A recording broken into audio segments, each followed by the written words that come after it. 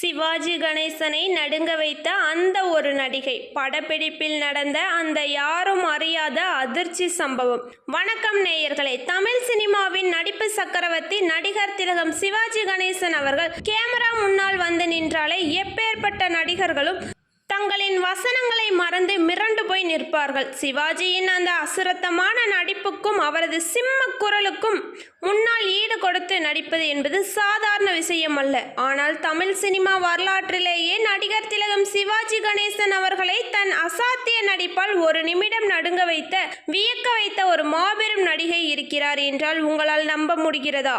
ஆம், அவர்தான் நடிகையர் திலகம் சாவித்திரி. படப்பிடிப்பு தளத்தில் சிவாஜியை உறைந்து போக வைத்த அந்த யாரும் அறியாத சுவாரஸ்யமான அதிர்ச்சி சம்பவத்தை பற்றி தான் இன்று நாம் மிக விரிவாக பார்க்க போகிறோம். அது 1960களின் பொற்காலம்.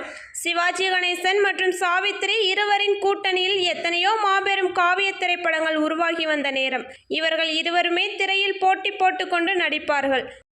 ஒருவருக்கொருவர் சளைத்தவர் அல்ல என்ற ரீதியில்தான் இவர்களின் பல காட்சிகள் இருக்கும். அப்படித்தான் இயக்குனர் பீம்சிங் இயக்கத்தில் பாசமலர் திரைப்படத்தின் படப்பிடிப்பு விறுவிறுப்பாக நடந்து கொண்டிருந்தது.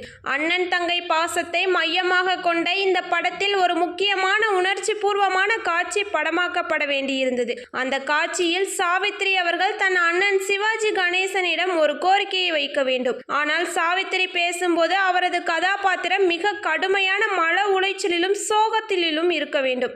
இயக்குனர் ஆக்சன் சொன்னதும் சாவித்திரி அவர்கள் கதாபாத்திரமாகவே மாறி நடிக்க தொடங்கினார்.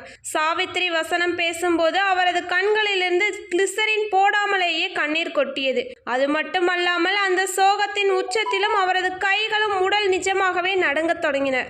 எதிரே நின்று கொண்டிருந்த சிவாஜி கணேசன் அவர்கள் சாவித்திரியின் அந்த யதார்த்தமான அசுத்தரமான நடிப்பை கண்டு ஒரு நிமிடம் அப்படியே வாயடைத்து போனார்.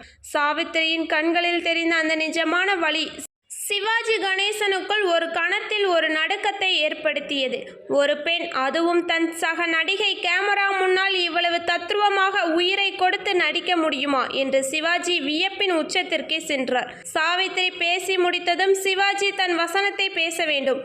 ஆனால் சாவித்திரியின் நடிப்பில் மெய்மறந்து போன நடிகர் திலகம் தன் வசனத்தை மறந்து அப்படியே சில நொடிகள் உறைந்து போய் நின்றார். இதனை பார்த்த இயக்குனர் பீம்சிங் கட் என்று சொன்னார். இயக்குனர் கட் சொன்ன பிறகு படப்பிடிப்பு தளத்தில் இருந்த ஒட்டுமொத்த கலைஞர்களும் சாவித்திரியின் நடிப்பை பார்த்து எழுந்து நின்று கைத்தட்டினார்கள். அப்போது சிவாஜி கணேசன் அவர்கள் நேராக சாவித்திரியிடம் சென்று அவரது கைகளை பிடித்து கொண்டு, சாவித்திரி, உன் நடிப்பை பார்த்து ஒரு நிமிடம் நானே நடுங்கி போய்விட்டேன்.